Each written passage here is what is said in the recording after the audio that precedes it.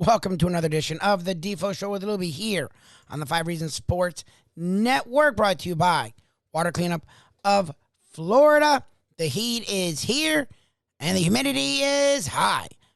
Well, that isn't always the best thing for our homes, but thank goodness for Water Cleanup of Florida, because if you do find any issues with your home, whether it be water damage, fire, or that scary, scary word, mold, Water Cleanup of Florida has you covered with over 60 years of combined experience with licensed contractors and the fact that you can reach out to them 24/7.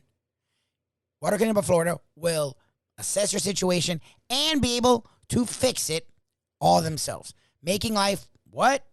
Easier. And don't we all want life to be easier, especially when we find problems that we think could be very scary?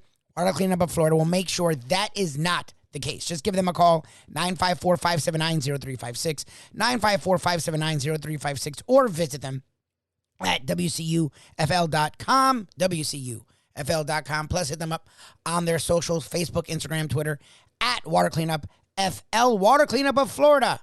We clean up your schmutz. We had a night off when it came to the Heat and the Panthers, but tonight is another big moment for both teams as the Panthers are trying to stay sort of alive. I mean, it's only one game, but going down 0-2 to the two-time defending champion Tampa Bay Lightning, in-state rival, is not good. Will not work. But our focus today is the Miami Heat, as they are up 1-0 and would love to take a commanding 2-0 lead over those Boston Celtics. We talk with Mr. 5 Reasons himself. You hear him all over 5 Reasons. Well, you hear him today. The one and only Ethan Skolnick joins us here on the Defo Show with Lubie on the 5 Reasons Sports Network. We welcome Ethan Scoop Skolnick, of course, of 5 Reasons Sports Network, entrepreneurial, the Elon Musk of the local media here. Well, he's one of those guys. You may not want that comparison for much longer. Not politically, yeah, but in terms of cash flow. Maybe until some recent revelations, perhaps, but not anymore. Not anymore. You too. I mean, you would not be inclined to allow Donald Trump to have an open platform on your 5 Reasons Sports Network, even if he was like, some expert sports writer out of his past. I mean, you have to have a 3rd grade education before you can really. Nice. That's how that works. There you go. We require more than 1-syllable words at 5 Reasons. So if this guy was Red Smith, you wouldn't allow him to have a commentary on 5 Reasons Sports Network. All right, Ethan, a lot to get to here, and it's been an interesting ride. Those 2 games that the Heat lost in Philadelphia opened some eyes and maybe developed some concerns. And you thought, how is this happening? They didn't have Embiid, and now they get him back. And even though he wasn't completely ready to go and going to play at the level that he did as he was an MVP candidate, it still was disturbing if you're a Heat fan or somebody that thinks that they're going to win the series and the title maybe, to see those 2 losses. They come right back and they wipe that away. And then he beat the Celtics in game number 1. What did you see there? Was it just, due partially, I guess, to, the Celtics being depleted without Marcus Smart and Al Horford, who had been terrific for him in previous series? How did you size up game number 1, and where does that leave you in terms of what's going to happen tonight? Well, I still think this is going to be a long series. I do. And Smart's going to be back tonight, it looks like. Horford probably not until game 3. I feel like they can overcome the loss of Horford a little easier than they can the loss of Smart, because they have so many bigs. You saw Robert Williams, have an impact early in the game. In particular, I think he made his first 5 shots. They were all at the rim. They were all kind of dives to the rim on pick and roll. He's a very good defender. Grant Williams gives him a 3-point shooter, and Tice is serviceable for the most part. So they have enough bigs, but I thought without Marcus Smart, they just don't have enough answers on the perimeter. The Heat hunted Peyton Pritchard the entire time he was in there. So whatever scoring he had on the other end, it's kind of funny to me to Celtics fans who are basically saying Peyton Pritchard is Tyler Hero. And other than pigmentation, I just don't see it. It's, and so he looks more like JJ Correa to me. I mean, as a Heat menace. Well, that's still a sore subject. You illustrated that very well last time you were on with us. Yeah, I think Dallas has the lifetime contract with him. I think he's giving him a lifetime deal. You know It what? was that Red They Sea may re-sign. defense. Yeah. I don't know what the rules are for the finals, but if Dallas gets through this series somehow, maybe they re-sign him against the Heat and then to play against Jimmy and see if Jimmy will back him down. I think that this is going to be a competitive series. I do. Game one to me, the first half, Miami had some problems with some things we thought they would have some problems with. Tatum was pretty much unguardable in that first half. I mean, it didn't matter what you did with him. He shot over it. Jaylen Brown did not play particularly well, even though the numbers said that he did. I expect him to be better in game two. But that third quarter, I mean, that's the best of the Heat. I mean, really, that is their defense leading to their offense. And Jimmy right now is one of the two best players in the playoffs, I think. And, as a two-way player, there's nobody with him. And he's just playing at an insane level. And again, it starts with his defense. You don't have to necessarily run a ton of stuff for him. He's going to create, and then he's going to hunt the mismatches on the other end. So, I mean, this Heat team, we've seen all year, Lowry's out. Nobody talks about it. Gabe played extremely well. They just have enough bodies to do anything. And then a guy like Oladipo, I thought played excellent defense in that game also. So that third quarter was outstanding. I don't think it's indicative of what this series is going to be. Ethan, you talked about who's coming back for the Celtics, and it feels like Smart will be there, and then eventually they'll have Horford. Kyle Lowry, it's weird because he's sort of not been there the whole season or playoffs, so it's not like they're missing him. They've overcome him.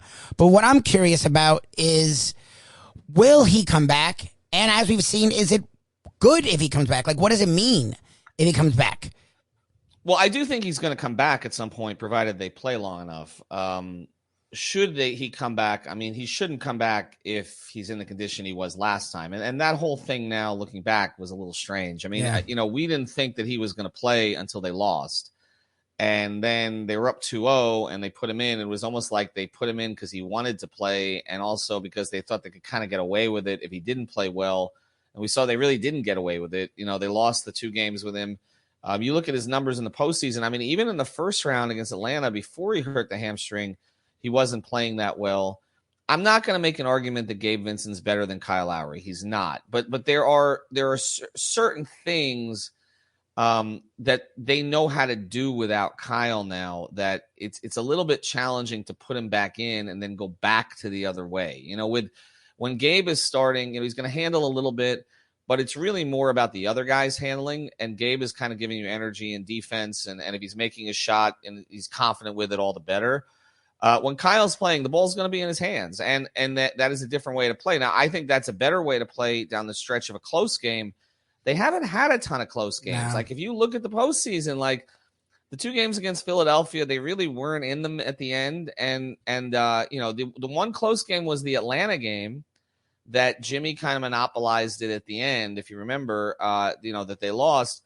Other than that, I mean, that's been it. So, last game 1 wasn't close. The third quarter made sure of that. So what you really need Kyle for is the tight games. But we haven't really seen it, so they've learned how to play another way. The other thing that Kyle's return complicates is the Oladipo situation, because then you have so many. I mean, you're not going to pull Gabe totally out of the rotation, but when you're playing Oladipo, Lowry, Butler, Hero all together, it's like who handles, who doesn't. Yeah. So I think I think this time I'm going to stick to this. I think they're going to wait until they lose. But I said this in the last round, and I was wrong. But I got to think that's the strategy here. Like, make sure he's as close to 100% as possible. And if they lose, then they need to change the energy of this series. But I don't think he's gifted back to the starting lineup as soon as he says, I'm okay this time. I don't think they're going to do that.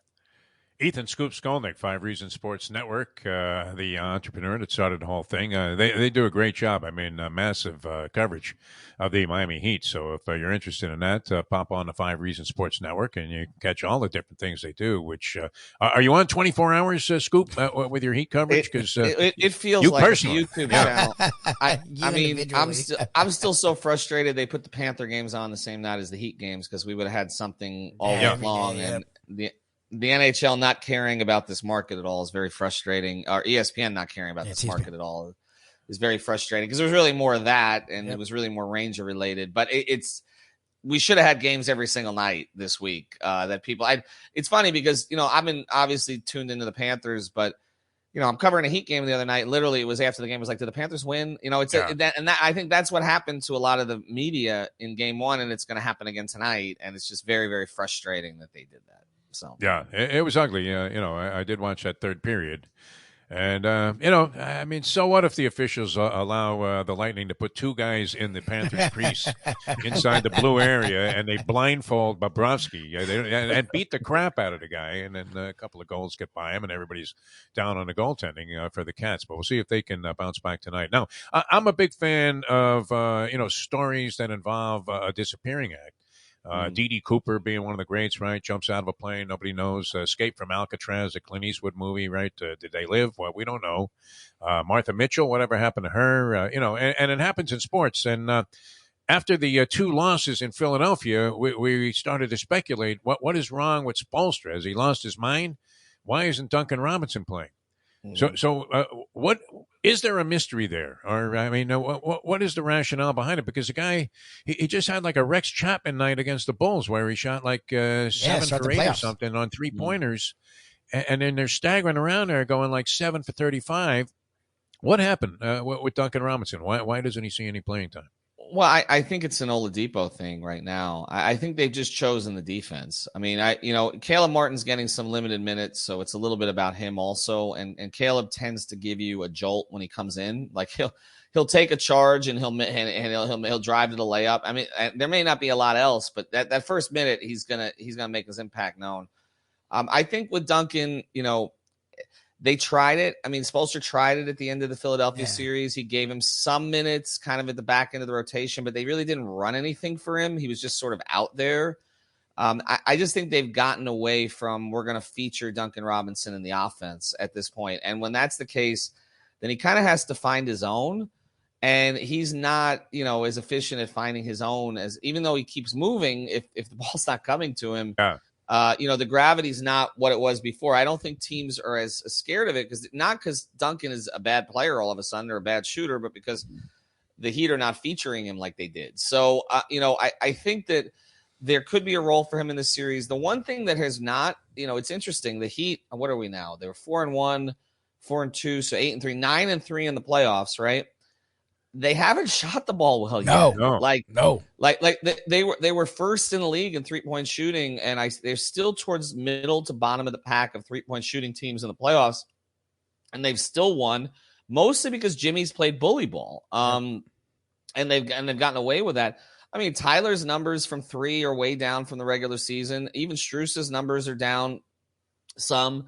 Gabe's have ticked up a bit, but they're down a little bit. They don't have Lowry, who was a good 3-point shooter in the regular season. So you would think that, I understand it, and I think that Duncan will get a shot at some point. But then it becomes the other end. It's kind of like, okay, when you put Oladipo out there, like the only guy out there that you can hunt on the Heat is Hero defensively. So you put Duncan out there, then you got 2. And this team, we've seen it. I mean, going back 2 years when Duncan was a regular starter and was playing 35 minutes, I mean, literally, they went to Tatum or Brown. Again, whoever got matched up with Duncan in the last 3-4 minutes of the game, like they went right to him.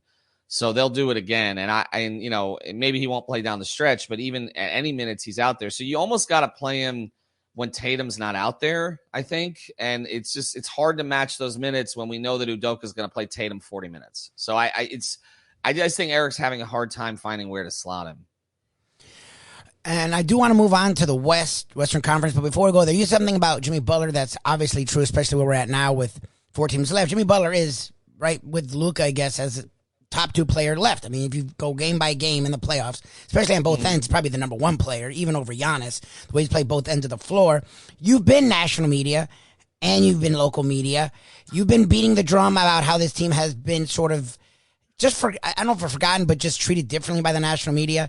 It's not even the team. It's Jimmy Butler. And he's done it on the playoffs before. He had a bad playoffs last year. The whole team did. They and the Celtics were exhausted. It was clear to see that they were exhausted. This year, that team we saw 2 years ago, Jimmy Butler on this stage with this team has been as good as any player in the league. Yet, time and time again, and it's not just white national media, it's just national media in general, because he's not pretty, because he's sort of old school about off the court and on the court, he's treated like, yeah, he's good, but he's not, Tatum. No, he's better than Tatum all around. It boggles my mind, the fact that this guy has been this with this team, and he still is treated sort of nationally the way he's treated. Yeah, we talked to Mark. We had Mark Jones on last night on 5 on the Floor. It's a pretty good listen because Mark is the one guy. Yeah, he does. Well, he actually referred. He actually referred to the Heat as "we" at the end of the podcast, and we kept it in. And he spoke to the same thing, and he said it's because Jimmy's game is not "quote unquote" sexy, and that's the reason that his colleagues can't get into it. I mean, I guess mismatch hunting and playing the passing lanes is not considered sexy in the modern NBA. I think that part of it is that the national media, and I saw last night, the beginning of NBA or during the day, NBA Today, the one that Zach Lowe's on, that they actually spent the first 12 minutes talking about Jimmy. So it feels like it's Jimmy come lately, so to speak. Yeah. But they've come around here a little bit. Because they don't know who else to talk about. See that's the problem now. There's no LeBron is that like at some point there's nobody left but the Heat. So you can talk about all the teams that have been in Cancun for a month, or you can actually try to learn this team a little bit. And you're certainly not going to learn anything about Gabe Vincent or about Max Strus, since you can't even pronounce his name correctly, or Caleb Martin or Dwayne Dedman or anybody else, or even to a certain degree Bam. Okay. So they're really going to focus on Tyler a little bit and Jimmy a lot. And I just think that it's too late at this point, like, to educate their audience. Like, and so now it's become a chicken or the egg thing. It's like, I saw this, like the Eastern Conference Finals ratings were the highest they've been in 4 years for a game one. Now Boston's ratings were higher locally, and obviously the Celtics draw. We know that. But the Heat are part of that too. So this idea that the Heat are the Spurs, that nobody wants to watch them, it is not really right. I think there are personalities on this team. I just don't think that the national media has been invested in them all year. So it's very hard to flip the switch on it now. I think too, we've seen it. I mean, everything is in the context of what the other team did wrong. Somebody posted this up. The Heat have lost 3 games. And the other team has lost 9. The Heat have not actually lost any. The other team won 3 games. The Heat have not actually won a game this entire postseason. And just to keep shouting culture at the screen and saying Spo, I mean, that's not analysis. And then yesterday, Mad Dog's on. I literally think he believes that Hardaway and Mourning were on the 2013 championship team. I've never heard more misinformation about the Heat in my life. And then you get to the end of it, and you're just like, you know what? I mean, they're still arguing whether Spo can win without LeBron. Like, he has. At this point, I would prefer guys, they just don't talk about them. Just don't. It's like they don't. Even the smart guys. I mean, Zach Lowe, who is to me the best NBA writer in the country. 2-3 years ago, he wrote that the Heat had the bleakest outlook in the sport. So they've kind of been wrong about everything with this team. So at this point, it's just better they don't say anything. Look, if Jimmy's holding the trophy at the end, it doesn't matter. They'll still probably award the MVP to LeBron in Cancun.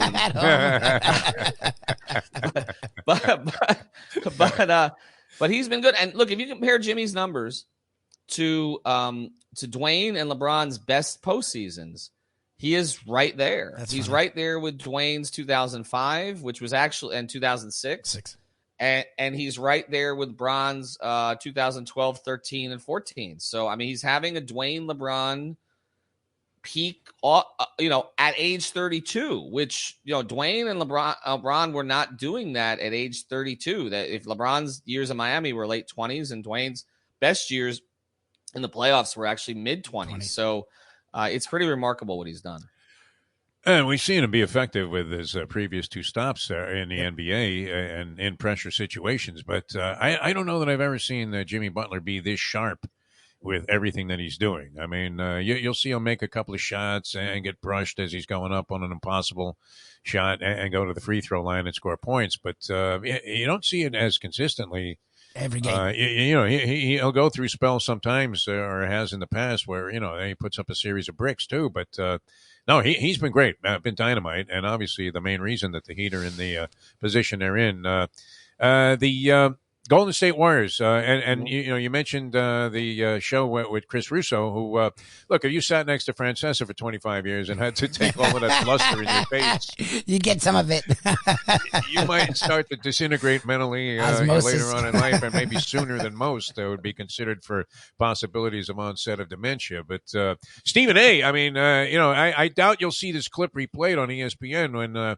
And I whiffed on this when Dallas went to Phoenix for Game 7, and they actually featured on the crawl. Stephen A. says Dallas will get blown out in Game 7. An opinion as and a then fact. he came on and he did the performance, which is fine. I mean, we understand what's going on there, and the guy's very good at that particular to the tune of $12 million a year of ESPN money. Although I'm not sure that's any great distinction anymore with the amount of money being doled out for color analysts on football games that also offer the Mannings, who are far more entertaining to listen to than your two $35 million announcers are going to be on ESPN. But all that being said, and he said Dallas had no chance, and I was going to unload then on the Mavericks, even though I thought the Suns would win that game, but that changed my mind completely, because if you could book the media's action, you would be a rich man. We always say that on this show.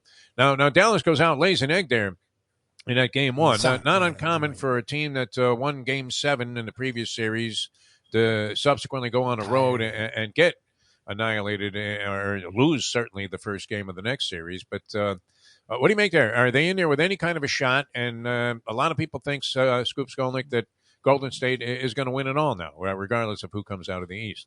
Yeah, I mean, I think they have a shot. I do. I mean, again, they didn't look like they had much of a shot in the first 2 games against Phoenix, and obviously that played out a little differently. I have wondered all along if Dallas has been very good defensively this year. Jason Kidd deserves a lot of credit. But I have wondered all along if Luka was going to have enough of a supporting cast offensively to pull it through. If a team really focused on him. Steve Kerr is very underrated as a defensive coach. And so I figure that they would have a plan here that could be effective.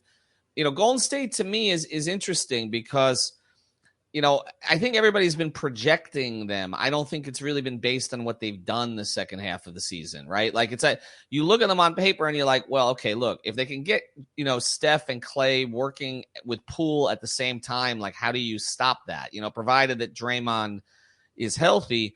But those 3 haven't really always played that well together. And then they've had a lot of guys going in and out of the lineup. Otto Porter has been kind of an important role player for them, and he's been banged up. Wiseman, we knew, was not coming back. Iguodala, they were going to plug in for some veteran, defensive minutes and stuff. And obviously, he's been banged. So they haven't really been totally healthy. I think everybody's been projecting what they look like when they're healthy, and then you add Wiggins to the mix also. I will say that Miami may come to regret the way they handled the last game of the season, and that they didn't decide to try to win it because they would have had the tiebreaker over Golden State. That may be a factor. I mean, having to start a series in that building, going to be a little bit of a challenge. But I picked Golden State to win the series. I think it's going to be a competitive series. I don't think this Warriors team is as good as the Warriors teams that obviously the Durant team or even the team that preceded Durant. But in a wide open year like this, where, you could have taken, like before the year, you could have said that the 4 teams in the playoffs, the conference finals would have been what? Philadelphia, Milwaukee, or Brooklyn. And then in the West, Phoenix and I don't know, Memphis or what. And you might have had a chance to be right? Like there were like 8 or 9 teams that could have been here right now. And I think Golden State is probably the most complete team left. But can Miami beat them in a series? Yeah, I think they can. I think Boston could, and I think Dallas can make this competitive. So I don't think there's one team that sticks out more than any of the others to the degree that we've seen in past years, where when the Warriors got to the conference finals, you're like, okay, unless LeBron goes nuclear, there's no chance. And that's pretty much where it was. I'm kind of hoping Dallas survives this series, even though I like Golden State. A very entertaining team to watch, and especially as Steph Curry being a terrific ambassador for the game, although I don't believe that he's eating that ham sandwich at Subway. No way. I do not. And that Serena walks in and orders a tuna on rye. I mean, and then Brady's yelling. It's not reality, but I would love to see Dallas follow you on your suggestion that they re-sign J.J. Correa for the final against the Heat. God.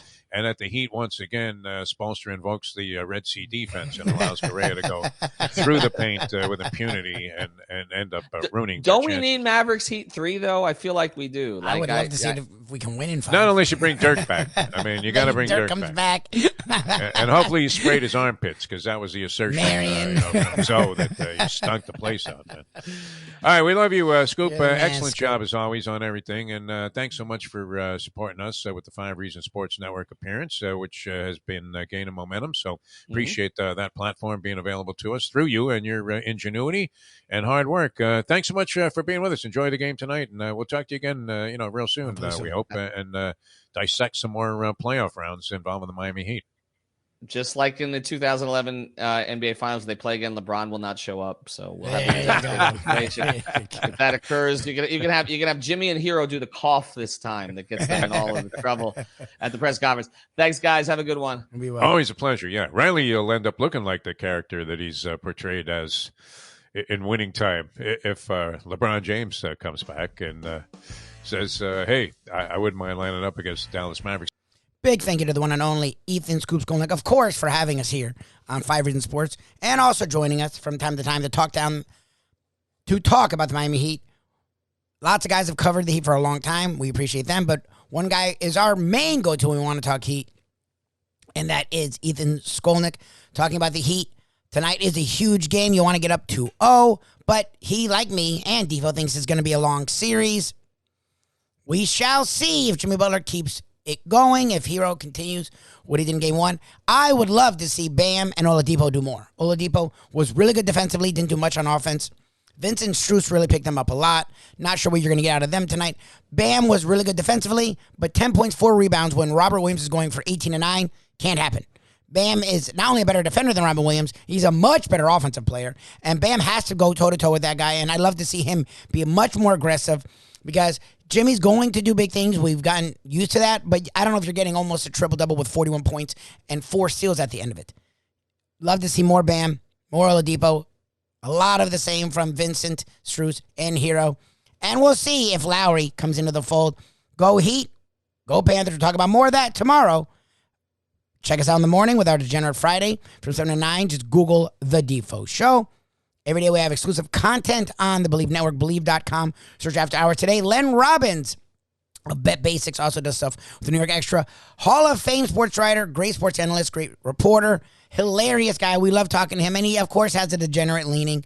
We talked to him today after hours with Defo and Lubie. Just search that. Search after hours on Believe, BLEAV.com. And each and every day right here, the Defo Show with Lubie with our South Florida content on the 5 Reasons Sports Network. Hey folks, Tony Segreto here. You know, since day one, Catholic Health Services has been part of Old School. And since we've started letting people know about them, it's changed their lives. You see, Catholic Health Services, while being recognized as one of the top places for stroke rehab in the country, it's also about a group of people who not just excel in what they do, from the doctors to the nurses to the therapists, on and on and on. It's how they do what they do every single day that separates them from the pack. They do it with a passion, unmatched, and the inclusion of family in every step of the process. Trust me when I tell you this. If you want the best, unmatched rehab with a special group of skilled, caring people, there is truly only one place, and that one place is Catholic Health Services. These days, we're all looking for comfort anywhere we can find it. Thank goodness for Landlubbers Raw Bar and Grill in the Plantation location, because they are making sure you are as comfortable as possible. First of all, they're not only open for delivery and pickup. All you have to do is go to landlubbersbarandgrill.com for both pickup and free delivery. Their hours have changed a little bit. Monday through Thursday from 3:30 to 10, and Friday, Saturday, and Sunday from 11:30 to 10. You're going to have the best wings in the world. You're going to have a great burger. You're going to have their amazing soups. Again, Landlubbers, Raw Bar and Grill. It's nice and easy. Just go to landlubbersbarandgrill.com for both your pickup and free delivery. Thank goodness for Landlubbers for making you always feel right at home. Play the ponies in style at Champions, the outstanding simulcasting room at beautiful Hialeah Park. Yes, the grand old lady of thoroughbred racing has never been more vibrant, and you can wager on the races from the top tracks around the country while enjoying a cocktail at the Brass Rail Bar or any of the fine food served throughout the facility. If poker is your game, you're covered in style, and you can play all your favorite Vegas-style games, including blackjack, craps, and roulette, in Hialeah Park's sizzling hot casino. Get a player's card when you walk through the door for all kinds of generous amenities, including our favorite, free play, when you come out to the ultimate casino and entertainment destination, Hialeah Park.